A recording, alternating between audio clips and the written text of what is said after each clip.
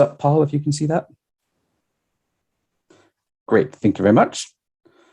So tonight we'll be talking about the phallus, essentially the penis, and its symbolic use along Hadrian's Wall, and in some extent, by extension, in other Roman frontier, other Roman frontier military zones. Now, I should say right at the start that despite the fact that I am a doctor, I have the sense of humor of a 12-year-old boy. And so you will find that I might titter or chuckle or use slightly inappropriate behavior, unbecoming of an academic.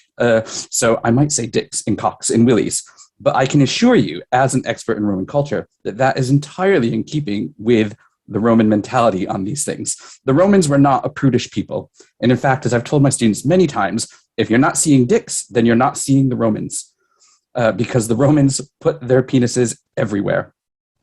And what we have up here is a plethora of penis in Northern England. And so that's what we're going to focus on tonight. Why so much, and what does it mean? So I'm just trying to make sure I can advance the slides. There we go. So what I'll talk about tonight is we'll have a few minutes going over the phallus in the Roman world and kind of its role and its visibility. We'll talk briefly about Hadrian's Wall, and then we'll look much more in detail at the phallic symbols and carvings from the wall, and then the importance of location and understanding what those phalli mean. And then I'll try and pull it all together and hopefully leave you feeling satisfied by the end of the lecture. I'm sure that this will raise some questions, which I'm very happy to address at the end. And I'll try to head off some of those questions in the lecture, but it's impossible to cover everything. So I look forward to the insightful questions that you bring. The other thing, before I really get to the heart of the matter, is just the due acknowledgements to all the organizations on screen, but more so the curators who work for these organizations. They were very generous and considerate with their time when I was going along to all the different museum archives and stores and looking at their willies. And in fact, the benefit of that is the more you look, the more you find. And so I knew there would be some willies at some archives, and actually in going to the stone stores, more were found during the course of researching this. So it's thanks to all the curators at those organizations that have made this possible. And the reason that we can have this talk tonight. So the phallus in the Roman world. One of the things that you have to remember, and it's going to be something that's slightly jarring from our sense of propriety and what's appropriate, is that sexual imagery in text and language permeates Roman culture. So we have all sorts of written accounts from the Roman world. There's an entire genre of erotic literature by Catullus, Ovid, Juvenal, who wrote patently filthy poetry. It's often translated in very gentle terms, particularly through the Victorian era and early 20th century. But actually, it was filthy. It's full of all sorts of dirty euphemisms and all sorts of frankly, nasty things that the Romans got up to. Not only do we have that in literary genres, we also see it in graffiti. And so Roman graffiti captures a whole range of behaviors. For example, celebrating a phallatrix, which could perhaps be translated best as a blowjob queen. Latin's a beautiful language, I should just emphasize, and captures the whole range of human behavior. But not only is the sexual culture permeating the written language, but we see it very broadly in sculpture, in paintings, in decoration of other objects. The key thing here is that it's not always sexual. That actually you can see here from that tentabula on the lower left-hand corner. That's this image here. That's basically the penis with a penis and a tail that's a penis, with bells hanging from all the appropriate ends, not technically bell ends though, is that, the phallus is not just a sexual symbol, it goes beyond that. And one of the things that we need to be aware of is that when we learn about Roman culture, or we hear about Roman culture, often what gets communicated, especially very popularly, is that classical culture. We hear about elite Roman writers, but those elite Roman writers wrote for elite audiences. So it's in modern parlance, it's the one percenters writing for the rest of the one percenters. And typically those sources are often dating to the first centuries BC and first centuries AD. The other aspect that we get is often coming through art history and fine art. And so we see some examples of fine art on the screen there. And that's often from Pompeii and the Italian peninsula more generally. And so this focus in classics on literature and on fine art has often excluded the range of evidence that we have from across the rest of the Roman Empire and the Roman provinces that tell us a bit more widely and mixed how these symbols, how these things are being examined and perceived by other peoples. And one of the key questions is certainly for archaeology and for those of us who are familiar with Roman Britain is where's the influence in these discussions of kind of Roman sexuality and Roman, quote, erotic imagery, where's the influence of the Romanization debate, which has occurred over the past 30 years? Now, if you're not familiar with the Romanization debate, that's okay. There are literally thousands of pages that you can read on it. But to put it very succinctly, the Romanization debate is questioning the extent to which Roman culture is top down, that everyone who was conquered by the Roman Empire wanted to be just like the Romans. And there are secondary questions to that. Well, who are the Romans? Not all Romans are Italians from the city of Rome. Not all Romans are Italians. Many Romans have never been to Rome. They were born in Gaul. They were born in Germany. They were born in Britain. Those people may have learned about the Romans from other people who were themselves not from Rome. So a lot of Roman Britons, for example, were learning Roman culture from various Roman Gauls and Roman Germans. So Romanization is a much more complex process. And what it really, the state of play in Britain, in academic studies at the moment, is that with Romanization, we're seeing an interplay of different cultural influences. Basically, Roman culture, while there is a dominance of kind of that elite Mediterranean culture, there's a lot of mixture. There's a lot of variation. And so life across the Roman Empire can be quite varied. And in many ways, you really need to be thinking of Roman culture as like European culture or American culture, and that it's not all the same. You have to think of it in a much bigger geographic scale, encompassing loads of diversity. So how does that play into things like phallic symbolism? And should we be seeing these Roman concepts of sexuality, of erotic imagery, as being the same across the empire? There's a lot of things that make us question this. So, for example, if we think about the ways that might change those Roman normative behaviors or perceptions, there's a whole load of new people in cultures that were conquered, that were brought into the Roman Empire. And those different peoples, those different, quote, barbarians and savages, they had their own family structures and sense of behavior. Those people that weren't conquered by the Romans, the barbarians, those outside civilization, they also influenced the Roman Empire. We get change over time as well. And there's a number of religious influences. So Christianity, for example, can have actually quite an important effect on what becomes considered acceptable behavior, particularly once you get to the later 4th and 5th centuries. And that's something that David Petz can tell you about more in a couple of weeks. But the other thing we have to remember is the way that Roman culture spread. Much of it was by conquest. It was at the sharp end of pointy objects, the spears and swords that those Roman legionaries carried across the Roman Empire. But then there was the soft power of Roman culturation as well, that those people who were the well-to-do locally, the local elite, the local bigwigs, they were often invited in to Roman culture. Their children were welcomed into the premier cities of the Roman Empire, whether it was Rome itself or Trier over in Gaul, where they learned how to be Roman. They received a proper Roman education. And so between the Roman army and elite Roman education and cultural appropriation, there's a lot of ways that Roman culture is spreading. What happens, though, when you get to a frontier zone, something like northern England with Hadrian's Wall, but also along the Rhine and the Danube, is you've got really dynamic zones of multiple cultures coming into contact. So not only do you have Romans v. barbarians, but you also have the Roman army itself, which is drawing on people from all across the Roman Empire. So, for example, along Hadrian's Wall alone, we know that there are auxiliary soldiers that are recruited from Gaul, from Germany, from countries that are now the modern Netherlands and Belgium, from countries along the Danube that are now, the Czech Republic, from Hungary, from Romania, even from Syria, from Mauritania and North Africa, from Spain, as well as kind of the standard Italy.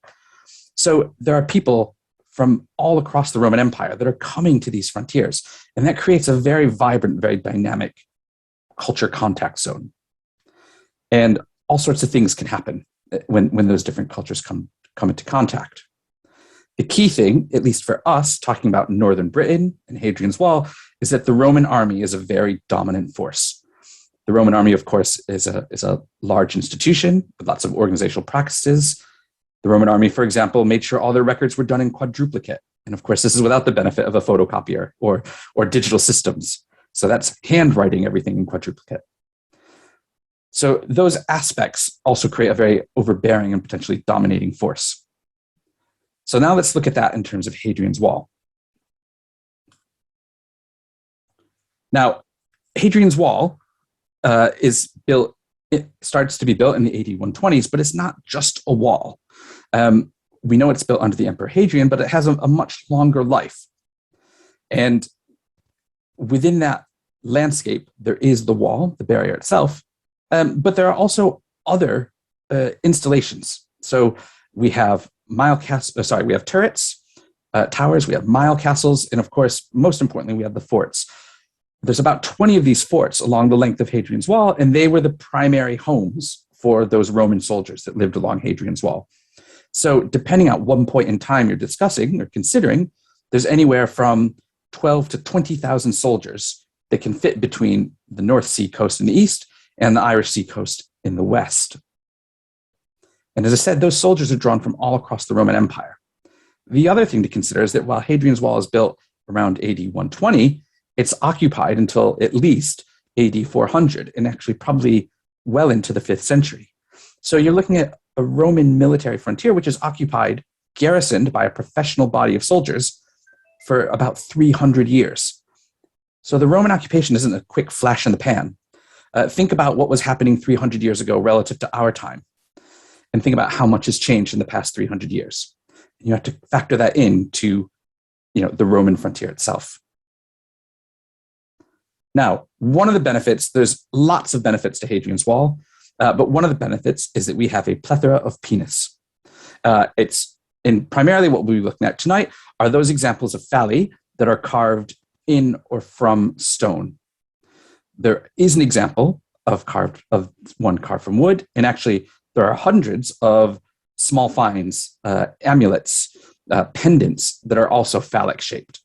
I'm not going to discuss those tonight. But a colleague, Adam Parker, who's been doing some excellent doctoral research, has been pulling a lot of that data together and interpreting the kind of phallic pendants.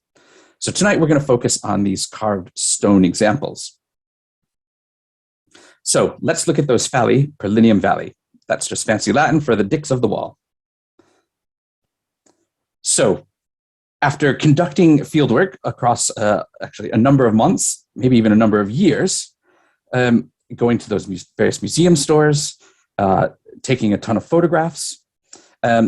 What I was able to establish is that while a number of Roman phalluses were known, we didn't really have a good idea of the total number. It turns out from Hadrian's Wall, there are at least 59 different phalli, 59 different stone carvings of a penis. Vindolanda alone has 13.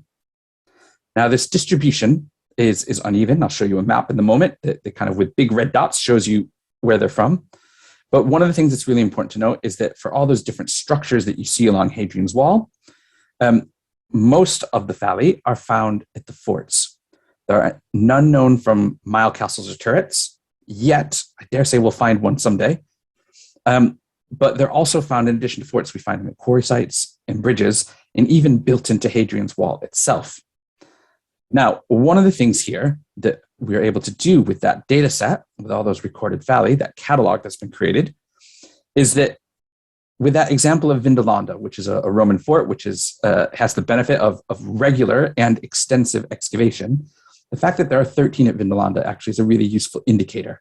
That's the high end in terms of how many have been found at any one site. But actually, if we average or put an expectation of about 10 phalli that are likely to be found at any given fort or town along Hadrian's Wall, and we say there are about 20 forts and adding in Carlisle and Corbridge, the towns, then actually that allows us to kind of project that there's at least 200 phalluses And that doesn't even count those that have been found at the bridges or built into the wall itself or along the Cumbrian coast. Now, this just sounds like a numbers game, and to some extent it is, but what's useful is that allows us to estimate how many have survived. And so with those numbers, if we have about 60 that are known in the present day, and we can reasonably expect around 10 at any given fort, then that means we should have at least 200, and that's a survival rate of 20 to 25%. So I think what that means is we can expect more of these to be encountered in the future. And so if any of you have the benefit of ever excavating on a Roman site, I encourage you, in fact, it's even a plea, please carefully look at your stones and always keep an eye open for a bit of caulk. Because actually, the more we find, the better we'll understand this phenomenon. And you can see here from this map where they're found. As I said, that distribution is uneven. So I just need to adjust the window here. That distribution is uneven. You can see the big red dot of Vindolanda in the center there. But one of the things that, despite that uneven distribution, is that actually they are found along the whole length of Hadrian's Wall. And so where there are empty spaces, I suggest that that's actually just the fact that we haven't discovered those yet, or that those stones that may have had phalli on them are no longer there. They've been built into farmhouses or churches or castles. So there's always this possibility that more will turn up. Now, one of the things that a good finds archaeologist will do, someone who's working with material culture, is actually try and use the tool of typology to get a better understanding of any given bit of material culture. Now, believe it or not, no one has ever done a penis typology. All the generations of Roman archaeologists, and apparently most of them, are just far too, shall we say, mature or sophisticated to commit to the rigor of building a phallus typology. So this was the first challenge in doing the research. With Hadrian's Wall, we have such an exceptional assemblage of stone phallic carvings that actually we can really build a very interesting and rigorous typology. And that helps us to address all sorts of research questions. Like, are they all done the same way? Are they all made at the same time? And it really helps in interpretation overall. So the next few slides, I'm going to break down that typology for you.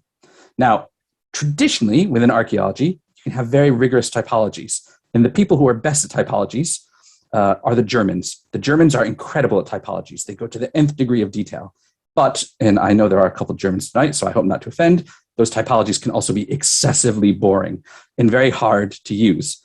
I'm going to give you something which I hope is easy to use so that when you're out walking along Roman sites, whether it's in Britain or some other country of the Roman Empire, you can be looking and saying, good golly, that's an incised chunky rocket. And you'll be able to apply the typology right away. So the first step of this typology is to consider execution, by which I mean, how is that phallus carved in stone? Is it fully 3D? Is it sculpture? Is that top example? Is it carved in relief, which is to say there's a flat surface and then the carving sits above that surface? Or is it incised, which is to say a simple outline is scratched or pecked or carved into the rock, like that bottom right image? When we look at the examples from Hadrian's Wall, we can break that down. You can see that the vast majority, according to the graph, or if you just want the raw numbers, the vast majority of those are incised. So 32 in total is the number, but 66%. 19 of them, 32%, are in relief. And so far, there's only one example of a phallus carved in sculpture, in stone. And that's that image there at the top right hand of the slide. Now, I say that actually, having since done the research and created this lecture, there excitingly is a wooden phallus that has been found at Vindolanda. That's a separate paper that I'm working on at the moment, and so maybe another time we can talk about what that means. So there is another sculptural example. It's just it's in wood rather than stone. So the first part of the typology is execution. How is the phallus carved? In sculpture, relief, or incision?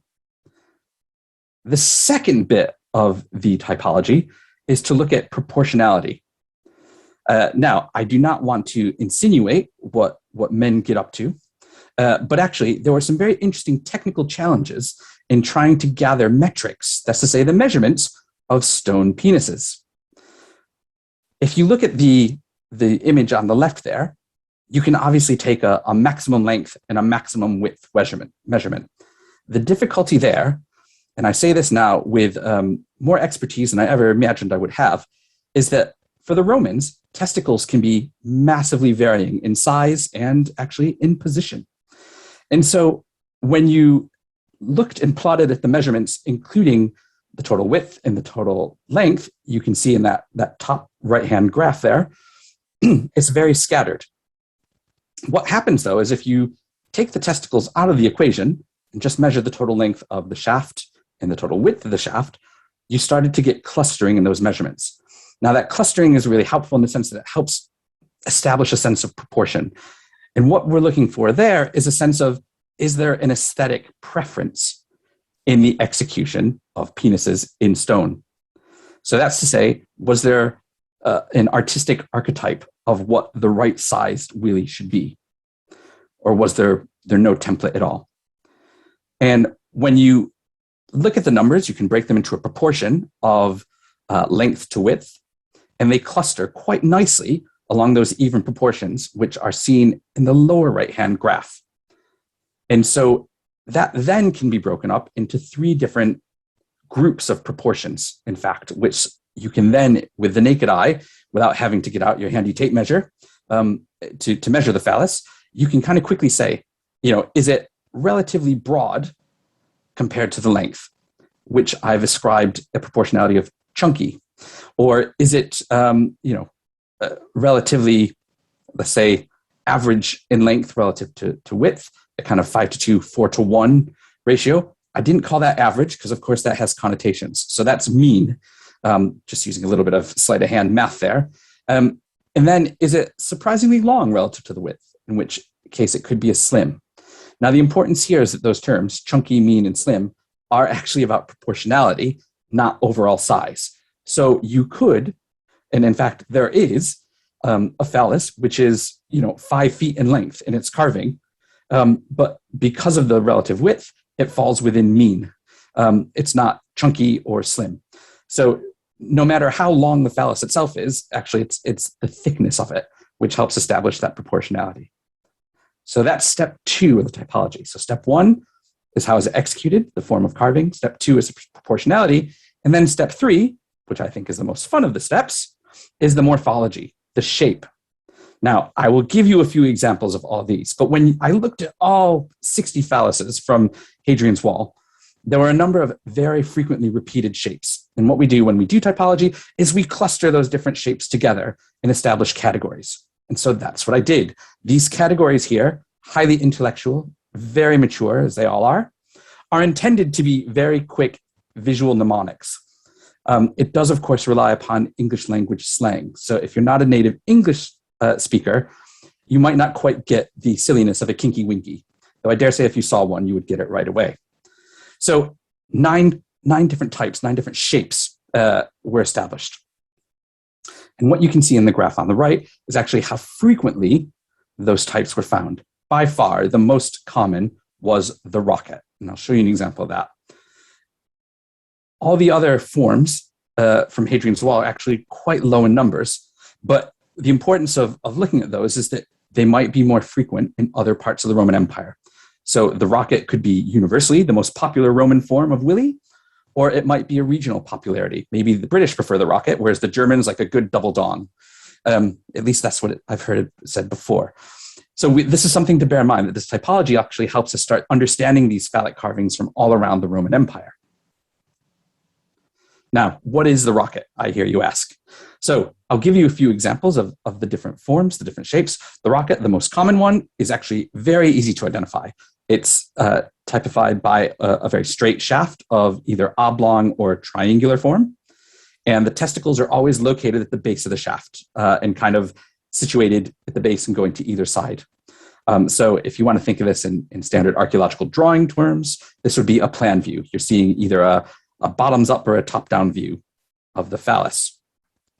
And you can see from the pictures here, these are all rockets from various locations and sites along Hadrian's Wall.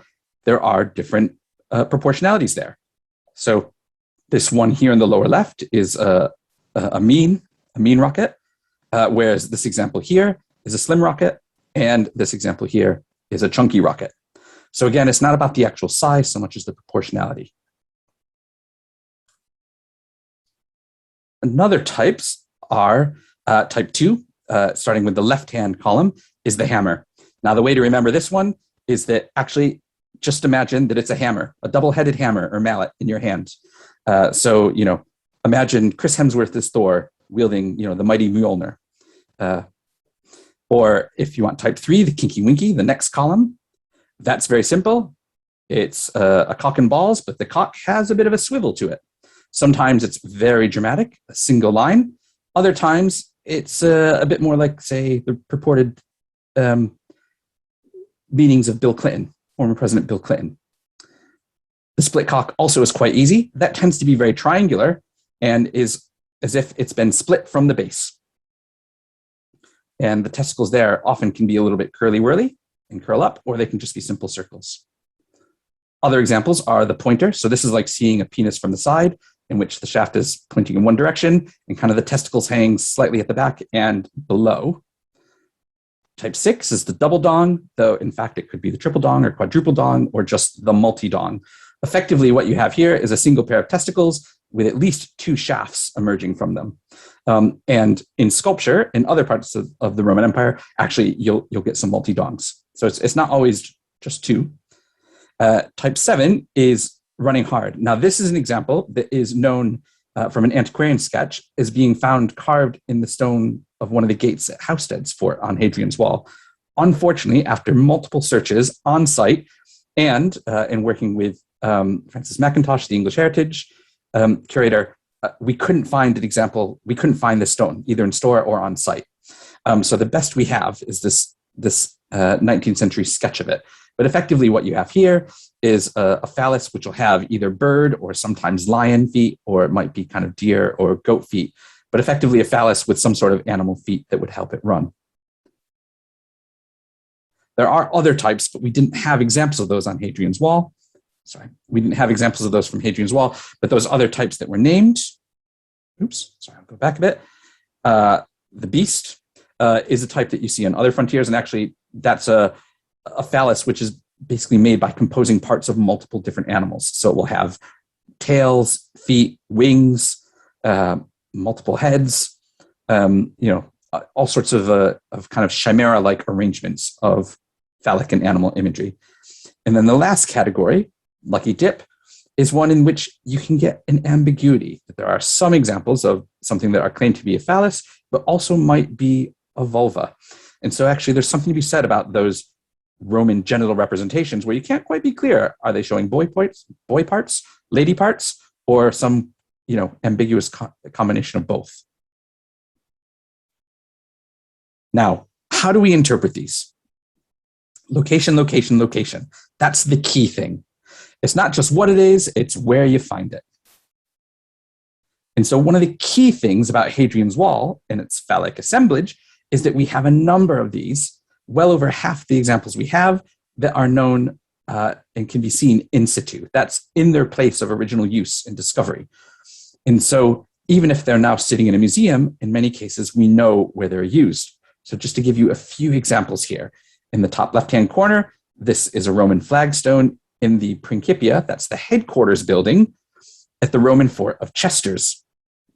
This phallus is in fact quite a trip hazard because it stands out in such relief that if you're not watching where you're walking, you can actually stumble over it. It's fairly substantial in that sense. Another substantial phallus, also found at Chesters, but this time at the bridge abutment. So this is basically the base of the bridge that would have carried Hadrian's Wall across the River North Tyne, is again this rather large phallus in relief, and that, if I recall correctly, is close to 18 inches long. So I know the photo doesn't necessarily do the size justice, but you can see it's quite proud. At the opposite end of the scale, the smallest phallus from Hadrian's Wall is this one in the middle right-hand column. You can see the red arrow pointing to it. I'll just trace it with the cursor. The 2 testicles there at the bottom and the shaft there. That's really only a few inches long. I think it's about 2.5 inches, in fact. And that's built into foundation courses of the bathhouse. Another phallic stone which is carved into a bathhouse, this time at Housted's, and in the later fourth century is this hammer type that's carved on a facing stone that you should be able to see if you were sitting in the hot bath in the late Roman period at Housesteads. Another example of watery association is this one here, which is found carved into a stone, which is lining the drain, a Roman water drain coming out of the Principia, the headquarters at Vindolanda. This example here, which I think is a phallus, but has also been said to have been vulvic imagery. So I've called it a split cock, but it could also be called a lucky dip if you wanted to interpret that differently. This was a floor flagging stone, also from Vindolanda. So we have a number of these images these objects that we know exactly where they were found, and that allows us to put a date to them as well. Vindolanda alone, as I've said earlier, has the most phalli of any of the sites along Hadrian's Wall. And you can see here in those red squares and the site plan in the upper right-hand corner where they're found. One thing I should warn you, though, is that not all those finds are contemporary. Oh, that's what I mean. What I mean is that they're not all carved, built, included into the settlement at the same period. And so what we see are a number of phalluses that have been carved and incorporated into the fort at Vindolanda across this entire history.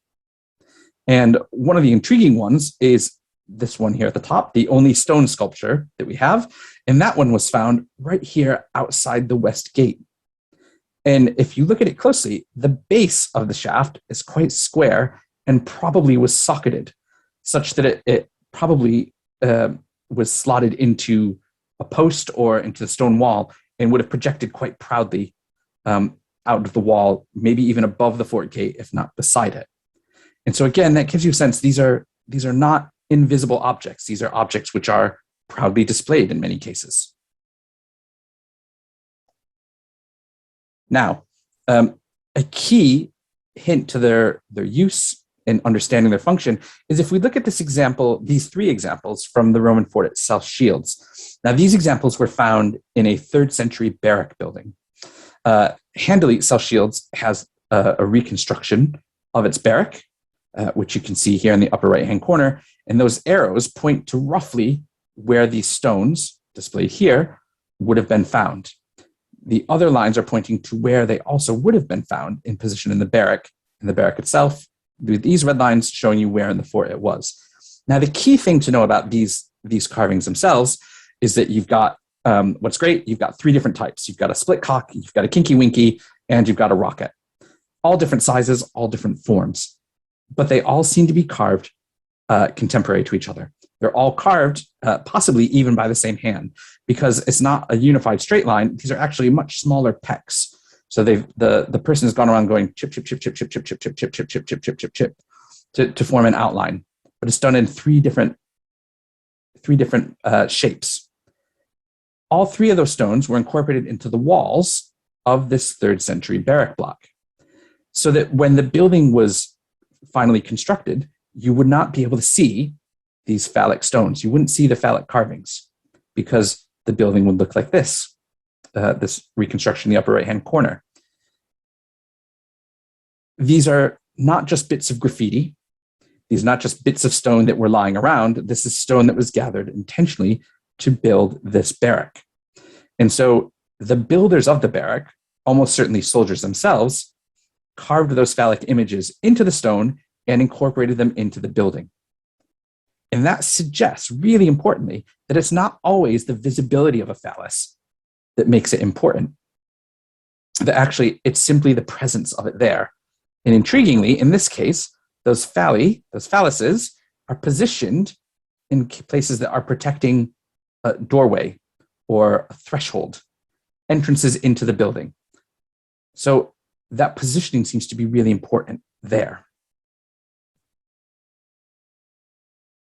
And the final example I'll give you in terms of the significance of location is actually if we look here in Wall Mile 49 along Hadrian's Wall. Now, this is a really intriguing section of Hadrian's Wall. In the first instance, Hadrian's Wall was built in turf in this section. And you can see in this aerial photograph, there's Mile Castle 49 here, and the turf wall would have run like this. You can see it a little bit in this crop mark here. But later in the Hadrianic period, around the 130s, they rebuilt the wall in stone.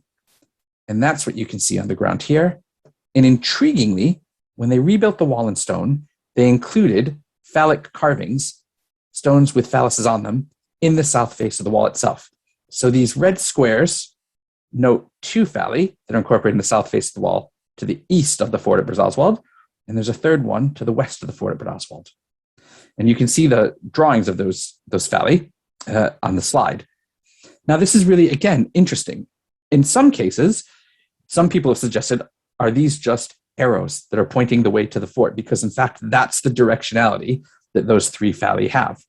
The phallus to the west, this one here, is pointing to the right, as it were, to the east, to the fort at Brazoswald, while the two to the east are pointing to the left, that's the west, toward the fort at Brazoswald. So some people might prefer to see these as actually just a bit of a more juvenile signposting.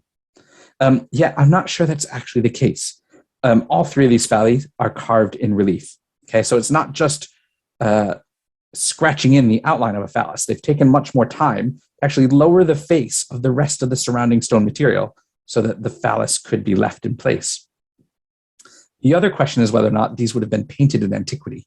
And unfortunately, over the many decades that these phalli have been exposed, that weathering has removed any prospects of paint remains. Though when they were originally recovered and discovered in the 1950s, no traces of paint were identified at the time. And that's another really interesting fact about this location, is that these phalli were uncovered in the 1950s. And it's partly because of all sorts of interesting local conditions, but Hadrian's Wall was preserved to a much higher height here than it is found in most locations. So these three phalli that we have found built into Hadrian's Wall, are these typical? Should we be seeing phallic carvings dotting the entire length of Hadrian's Wall, and it's simply an accident of preservation because the wall doesn't survive to this height in most locations, that we don't have them? Or is there something special about this sector of wall? The key thing here is that if we think of the phallus as a symbol of genuine belief that has a real function to it, then it's being incorporated into the structure of the wall. Now, what is that belief? What is that symbolism? One, I would argue the phallus is a symbol that's imbued with genuine belief. We see it in so many different contexts, so many different locations, that it's not just graffiti. It's often in locations where it's being incorporated, but it wouldn't necessarily be visible to the average viewer. So, for example, this phallus, which is part of a drain at Vindolanda. If you know to look for it, you can find it, but there's a good chance that in Roman times that drain had a cover over it, so that phallus wouldn't be viewed.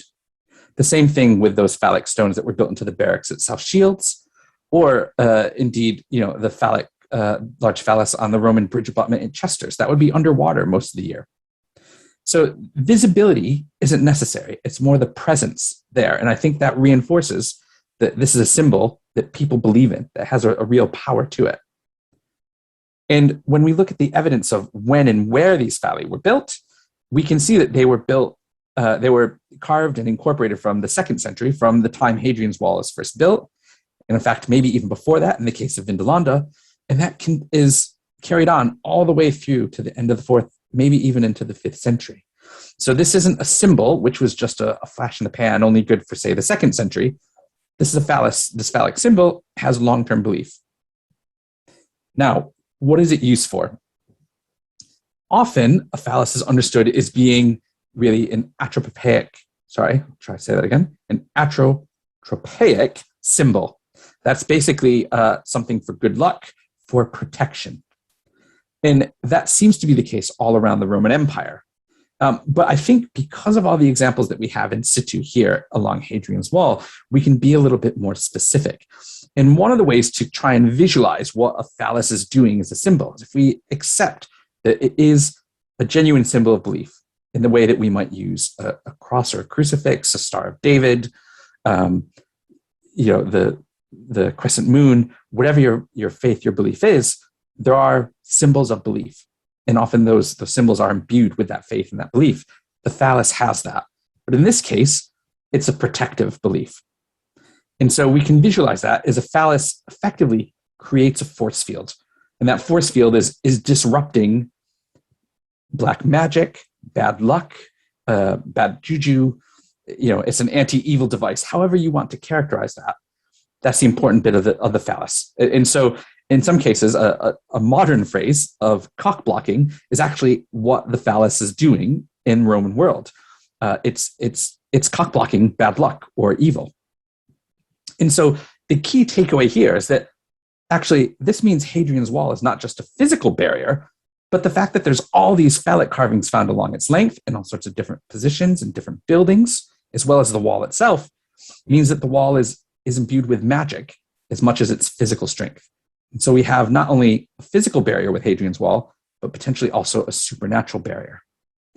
And intriguingly, that takes us a little bit closer to the wall in Game of Thrones than most of us would have thought credible.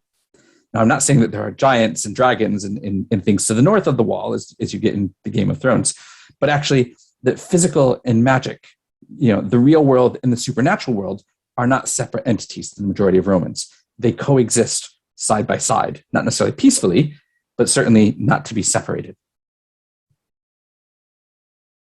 And so I will leave it there. I hope that you have a number of questions I look forward to answering, and I thank you very much for your attention. Thank you very much, Rob. If you'll just stop sharing your screen for a second so you can all see your beautiful face. Okay, well, thank you. That was splendid. I never thought I'd sit through typologies of Roman phalluses. I think that's eye-opening for us all. But I think also equally important, I think Rob made the serious point that these are actually, they're funny, but actually they are part of life and society on the wall. They are part of the magical ritual world in which the Romans lived. I'm sure there has to be questions after that. So Paul, I'll hand over to you to be the MC of questions. If you want to put questions, want to ask Rob a question, just pop it into the chat, and Paul will be able to share them with us all. I'd also like to highlight just very briefly, lest you want to accuse me of gender bias, which in this case would be entirely accurate and fair, that a colleague and friend, Stephanie Haas, who I think has joined us tonight, she has also written a paper which looks at the representation and use of female genitals in Roman culture, and effectively, vulvic symbolism. And both the paper that this is presenting on, the Phallus on the Frontier, and Stephanie's paper on vulvic symbolism and iconography can be found in a book called On Roman Sex. Now, this is not a pitch to advertise because it's an academic book and therefore eye-wateringly expensive. But I simply say that so that you know that there is it's in print, and there's also more gender balance. So it's not just dick. We know the Roman Empire is a patriarchy, but actually, there's a lot more nuance to the Roman Empire as well. So there is other research out there to try and give you a more nuanced and balanced view as well. That's a great pitch for the Christmas present market. Well done. I'm going to abuse my privilege and start with my own question. Rob, I know you obviously by definition you've been focusing on the wall, so the ones you've been finding are military. But do you have a sense if there's a difference between what's going on in a military zone with these things and in a civilian zone? Are they being used in a different way? I think in general that I always stumble over apotropaic. There we go. I said it without thinking about it. That protective element, that protective function of the phallus as a symbol is pretty universal across the Roman world, and so you can see that. You can see that with phallic symbolism, particularly in kind of charms and pendants, in small tokens. Those are much more prolific across the Roman Empire. So it's not just a military thing, though there is a tendency to think of those larger stone phallic carvings as being military. I think the difficulty there is that often it's our Roman military remains which make use of a lot of stone and survive in a lot of stone, whereas the civilian towns are often of the Roman Empire are often underneath our modern towns. And so just, they're not as present. They haven't been excavated in the same way. Even when we look at other Roman frontiers, for example, if we compare Hadrian's Wall to, say, the Rhine, which is considerably longer than Hadrian's Wall, or the Danube, which is longer even more. As of yet, I don't think there's necessarily more phalli that are known from those frontiers, but there's other things to bear in mind. One is that, we're very lucky with Hadrian's Wall, the survival of it in stone, all those forts in stone, in an area which isn't densely populated, is in contrast to the Rhine and the Danube, where most, in fact, arguably, of Europe's great cities can be found along the length of the Rhine and the Danube. And so there's a much greater reuse or building over of Roman sites there. So some of the imbalance that we see, I think, is entirely down to, archaeological survival and in the bias of the archaeological record. So I would be curious if anyone had the opportunity to, or the inclinations, if they went to all the archives in London, for example, where there's been lots of excavation, how many Roman dicks would they find in London? I mean, we know there's a lot of modern day ones, so there must be plenty of Roman ones as well. Good. On to the other questions then. Just before we get to the questions, Michelle, I can see you there. I'm glad you found that very amusing. I'm surprised you found that so amusing, Michelle. Yes, I would never have thought you would have found that as quite that entertaining, but I'm very glad that you did. And I'm glad that you're muted as well, so you can't comment. Yeah, I mean, it is really interesting in so many ways. I mean, some of the things you touched on, Rob, forgive me for using the word Neolithic in a Roman lecture, but as probably most people know here, that's what I'm most interested in. And some of those things that you just touched on, like the visibility isn't the key, it's the fact that it's there and somebody knows it's there. Did other people know it was there or not? Did it matter? It's during the building process that the carvings are made and they're hidden in the site. It's completely different from carving something that's big and in your face and everybody's going to see it forever, isn't it? Yeah, absolutely. And I think that I mean, actually, one of the great things about the Belief in the Northeast project is, I dare say, you and David in particular are seeing, the similarity of practices and belief that transcend our typical period divisions of, Neolithic and Bronze Age and Iron Age and Roman and medieval. That actually there's a lot of practices. The symbols might change, but the underlying practice is much the same. Yes, and I think that's going to be one of the most interesting. We said in other lectures before, I think that's going to be one of the interesting outputs, because we all study these things within our little boxes. Our yeah. But it's when you start looking outside that you see connections that I think are really interesting. And so I couldn't help thinking that way a little bit when you were talking about the ones that were made and then were hidden straight away. And I hadn't thought about the Chester's bridge abutment one being underwater. I always assumed it would always have been visible, but it was underwater quite a lot of the time, you said. So it's one of those ones that make me wonder, did the Romans really genuinely believe in nymphs?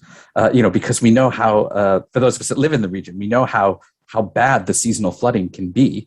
And that's even with modern flood controls and drainage measures that, imagine, 1,500 to 2,000 years ago, without that, the seasonal flooding of rivers would be a force to reckon with. So did the Romans see those floods as powerful nymphs or local spirits? Were they protecting against them with big dicks? Yeah, the questions are flying in now. Very few are right. They were all concentrating too hard on what you were saying. I hope it's what I'm saying. It may have just been the pictures, if we're honest. Using terms like too hard, should I, in this context? But anyway, I'll get on to all those questions from everybody else. But before I forget, the point that I wanted to make that was occurring to me over and over was about this this link between, we have a word religion and we have a word superstition. And it seems to me that these phalli seem to form firmly into the superstition when people talk about them. And yet maybe that distinction is a silly distinction to make in the first place. But I did find myself wondering, do you find these representations at all on monuments which we would describe as primarily religious? Do we find them on temples? Do we find them on tombs? Or are they really not found in those contexts? Yeah, that's a great question. And the answer is, in short, yes. They're not on every monument, but a really good example from Hadrian's Wall is there was a lovely burial monument from Shorten Bray, which is just west of Corbridge. And it has, that's actually where the lion, if the Corbridge lion on top of the goat or sheep or whatever it is from. That was part of that burial monument. But actually, one of the large foundation stones that held up that lion had 6 phalli carved on it. One face had 4 of them, and another face had 2. And one of the simple rules seems to be that either, I'm inferring this, but I think it's a reasonable inference, that either the bigger or the more you have, so the bigger the dick or the more cock you have, the more powerful your protection is, as it were, the more efficacy you have. And so we have there a burial monument, with this lovely religious carving, which is supposed to represent kind of the transcendence of the soul into the afterlife, the death of the mortal shell and the transcendence of the soul. And yet below this symbolic carving are 6 cocks, lending a further layer of protection to it. So it's, as you say, it's not necessarily a formal division between kind of religious doctrine and folklore or superstition. That's not a sharp, clean line in that sense. And those worlds merge quite a bit. Yeah. Right, let's get back to some of the questions then here. One here, forgive me, I'm not going to read the names out each time, but you'll recognize if you've asked the question. Is this a pioneering piece of research, or have other parts of the Roman Empire's phalli been documented? To the best of my knowledge, no one has ever rigorously cataloged and measured their phalli in other parts of the Roman Empire. The obvious site to do this would be Pompeii. And actually, that was where some of my background research, I was trying to establish if anyone had cataloged all the dicks from Pompeii. And no one, as far as I'm aware, no one had. There might be like a secret Italian archive that's got a list of all the Pompeian penis. But, in all my inquiries, no one fessed up to it. And Pompeii would be the other site to really compare Hadrian's Wall to. So, as far as I'm concerned, there's a silly typology out there that is just begging to be tested across the entire Roman Empire. So if you go on holiday to North Africa or the Near East, or have a cruise down the Danube, then take a copy of the typology with you, and let me know how many kinky winkies you see and how many split cocks and such. What a perfect volunteer project. I can't imagine funding all those holidays, but it would be great. I'm struggling to present these in any sort of order, given as how they're all arriving at the end here. Somebody's saying here, we're seeing this as magic. I wonder how many other magical practices we've not spotted yet. Or I suppose linked to that, the question could be, are there other comparable things where there are similar motifs that represent them? I haven't put that very clearly, but you understand what I'm saying. Are there other objects that are used as representations of other things? Yes, absolutely. So there's a number of kind of symbolic, metaphors across the Roman Empire. So one of the things that seems to be repeated that friend and colleague Stephanie Haas mentions in her paper for the vulva is actually, say, like a cowrie shell or a coffee bean shape. And this is something that's found prolifically and repeatedly. So those are just 2 examples, and it admittedly a bit more genitally focused, but that sort of, symbolism is very common across the ancient world. And here I would very strongly point you to the research that Adam Parker has been doing, because he's been trying to understand that kind of sense of folklore or superstition and magic, and how that's part of everyday life, particularly in Roman Britain. And so he's probably the best person to talk to about that. Okay. Then we've got another one here. I'm not sure which one in particular this is referring to, but it says, might it just be a stonemason who thought the commander was a bit of a ... You suggested that you don't think that that's an explanation. So far, we have yet to find a penis in a place that suggests, this guy's a dickhead or anything like that. I don't doubt that there was that sort of humor in the Roman world. Certainly, the graffiti that we get in places like Rome and Pompeii suggests that's pretty typical of Roman humor. There's no example from Hadrian's Wall that I've seen that I would be happy to say it's graffiti, or it's just a bored soldier scribing a cock and balls because he's bored and he can. And there's a test there. I did look at each one of those and thinking, could this be graffiti? And I couldn't say that for any of them. Sorry, you had a follow up, Paul. No, I was just going to say, I was thinking about that. The 3 that you showed that you said were built into the wall where you couldn't see them. I mean, they did look a little, where was it, Arbea, was it? Yes, yep, it's such shields. You said that, but they did look a little bit like it could have been someone during the building process who just decided to do a bit of doodling. But what do I know? I think I did a little bit of experimental archaeology here, in which, that's to say, I carved my own cock and balls in a bit of stone. And you can do a quick inscription, quick outline.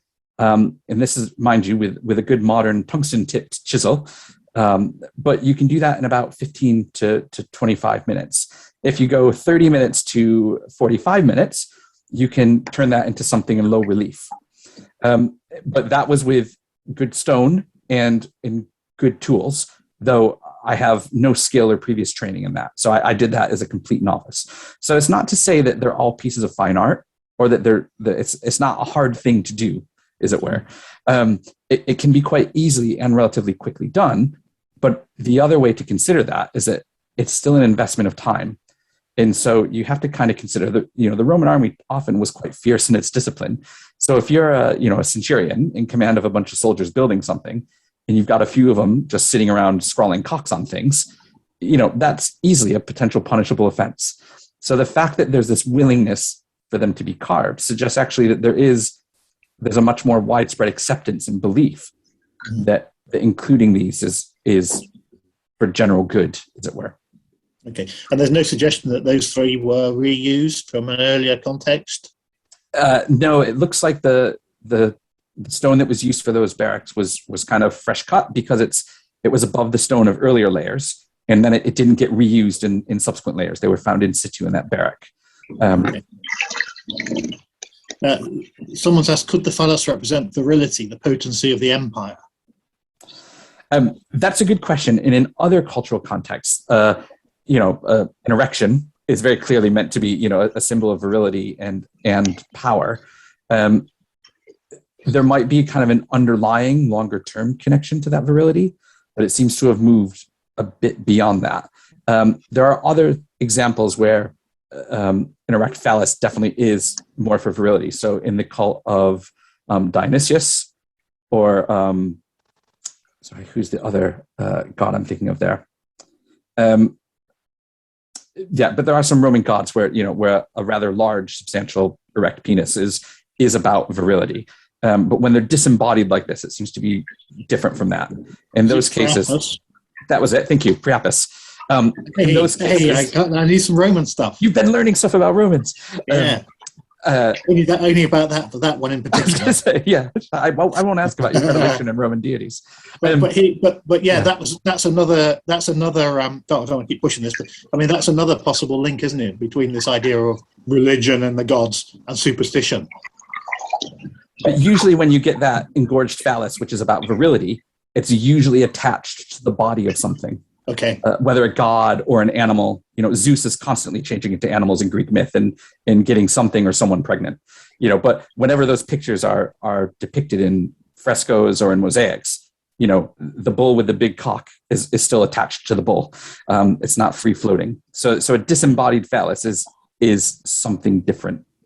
Okay. I'm losing things on my screen here. Did the use of the phallic symbol have any relationship to the Mithraic religion?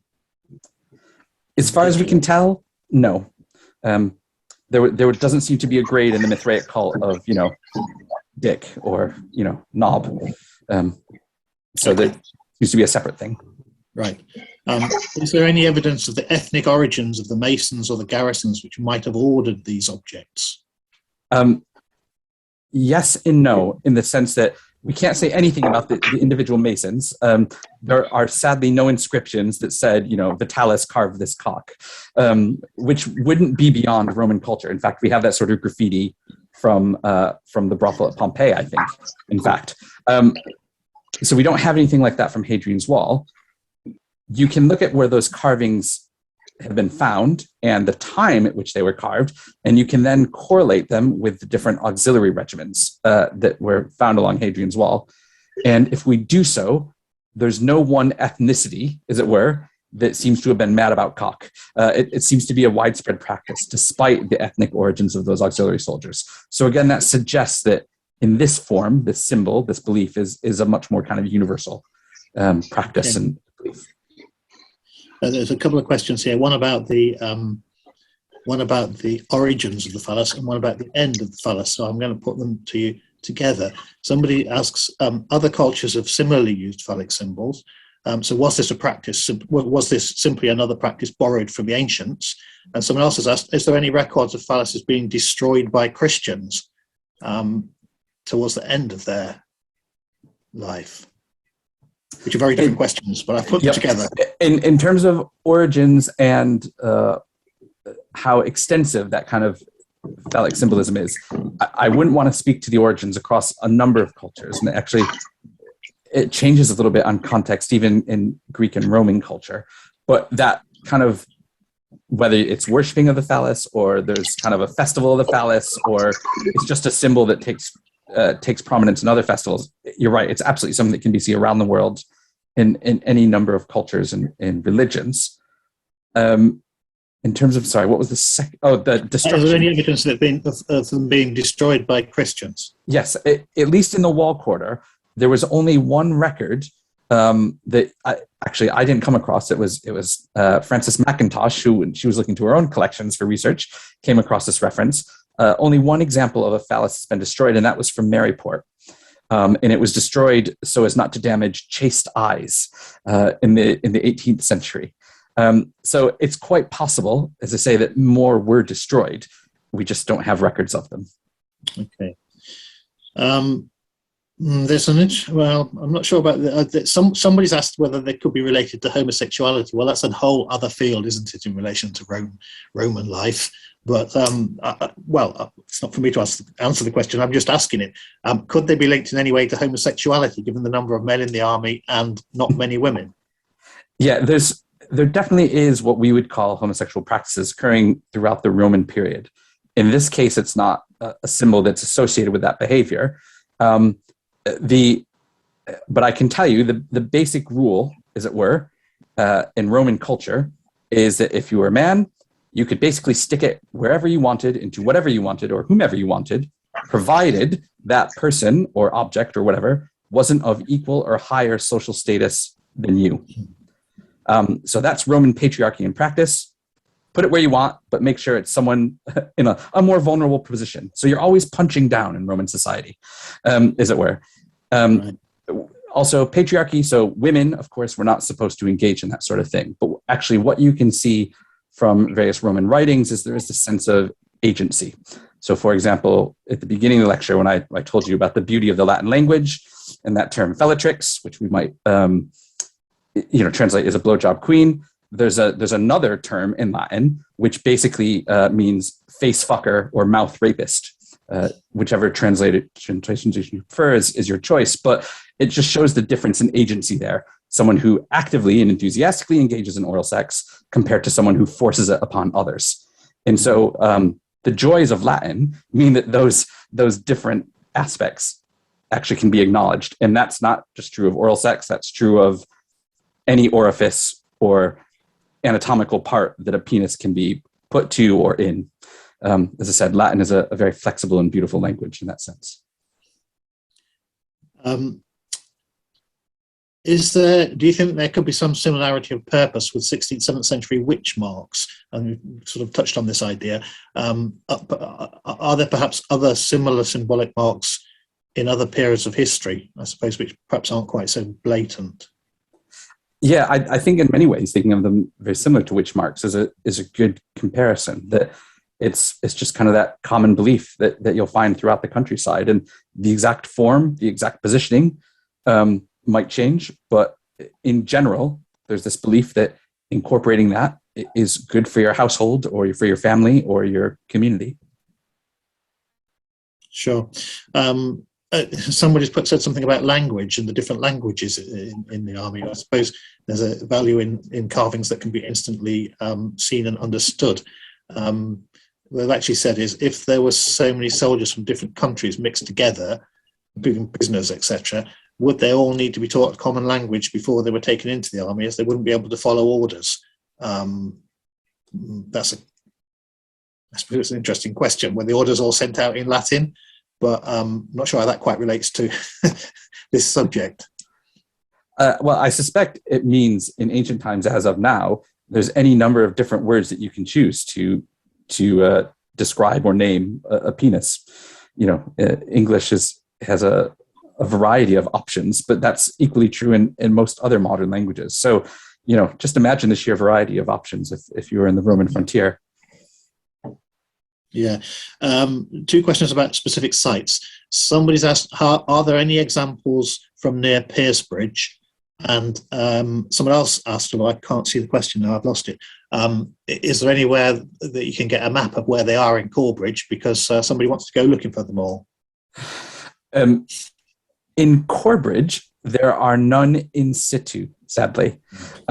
So I know that actually that would make Corbridge a far more exciting place. And actually, I suspect back in Roman times, Corbridge and Carlisle were probably the two places along Hadrian's Wall where you could almost certainly guarantee a brothel, which would horrify the people of Corbridge to this day, I'm sure. But I think there was also a naughty nunnery there in the medieval period. Yes. Wasn't there, David or Paul? There was a nunnery for nuns who were naughty elsewhere that they were sent to Corbridge. I believe so, yes. So yeah, Corbridge is a center of naughtiness through antiquity. So yeah, none on display in Corbridge. Yeah, the actual question was, we want a map of Corbridge. We fancy going on a beast hunt. So sadly, I've not found any beasts from Hadrian's Wall. If you want to go on a beast hunt, don't go to Corbridge, I think is the answer to that. I suggest the big market in Newcastle, about 2 a.m. Careful. Right, I think we might have just about got through all the questions that are here. I'm sorry if I've missed it. Oh, somebody asked about painting, but I think you touched on that as to whether they may have been painted. I wouldn't be surprised if they were. The Romans were quite fond of painting things. And, when you've got a good, proud member standing in relief like that, it's just begging to be painted, whether that's in a skin tone or in a lurid red or maybe a rather salacious blue. Who knows? But I wouldn't be surprised if there was paint to make them stand out even more.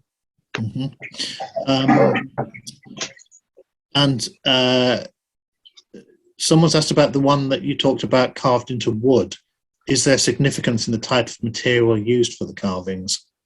Yes. Well, the wood one, I can't say too much about at the moment because the research is still ongoing. But I've been working with Rob Sands, who's a specialist in the use of wood in antiquity, and he's based at University College Dublin. And it's, of course, from Vindolanda. Vindolanda has all the kind of sexy objects, as it were, organic preservation. It is undeniably a penis carved in wood. And if I'm frank, we can't really be certain what its function was. It could be any number of things, but one of those possibilities is that it could be a dildo. As I say, we can't prove it, but we also can't discount it either. Right. I'm going to move on quickly. Someone's asked, is there an identification for the carving on the stone next to the Mini Willy in Chester's bathhouse? Yes. So traditionally, there's an image from, I think, 1884, 1887, where it's drawn as a bird. But I do wonder if it's a bit of a kitty winky. And what they thought were bird feathers were actually, in fact, ejaculate coming out of the tip of the penis. And the kind of the feet and the head of the so-called bird were just some splayed testes. It's kind of hard to prove otherwise now because of the weathering. But I think my interpretation is equally plausible and actually has more parallels than the bird carving does. A couple more just coming in. The use of the gorgon was to keep away evil spirits. Was that used by the Romans? Yes. So you do see that use of the gorgon, but the gorgon is almost exclusively associated with Minerva or Athena. And so usually when you see that gorgon symbolism, it's either because you explicitly also have Minerva being depicted, so it'll be Minerva's face and helmet with the little gorgon kind of pectoral, or that gorgon imagery is a substitute for the rest of Minerva, as it were. So that also is something that would be encountered. Okay. Final question, I think, and it's in the Mithras legend. wasn't there a distinction between the blood of the bull and the semen of the bull, vegetation from the blood and animal life from the semen? That's assuming you're an expert on Mithraism. That's my understanding, and that's quite typical, actually, of Roman religion, that they distinguish between the significance of various bodily fluids, whether it's blood, semen, piss, snot, adder venom, take your pick. That those different fluids have a different function, different use, different symbolism. Sure. I'm just having a quick scan through to see if there's anything leaping out at me that I've missed, but I think we've just about covered all the questions there. You're starting to get lots of thank you messages and saying how much people have enjoyed it. So that's all very good to finish. But I think that's just about dealt with all the questions. So thank you very much. Yes, well, thank you very much, everyone. Thank you very much, Rob. I think it's always. I think we all agree it's been a truly eye-opening piece of work, but some serious, proper, hardcore archaeological research underneath it all. So thanks to Rob. Just a reminder that we've got our next set of lectures coming up over the next 3 weeks, and then there'll be further lectures arranged for after Christmas. If anybody needs information about those lectures, they can email me. I'll stick my email at the bottom of into chat now, and I can share that information. Also, after this, I'm going to be circulating to everyone who's registered to attend a link to a questionnaire. I'm afraid it's one of these things we have to do as part of our funding. We need to get feedback from everybody about how much they've learned. We're looking forward to you telling us how much you've learned. I'd be really worried if people hadn't learned something today, quite frankly. But please do try and fill in the questionnaires, because it helps us if we try to apply for more money for more projects. So with no more ado, I will leave that there. I'm now going to have to, I'll put this, this has been recorded, it will go onto YouTube. I will probably have to put a content warning at the front. So thanks everybody, thanks Rob, and I'll see you all next week. I'm going to end it in 5, 4, 3, 2, 1, bye-bye.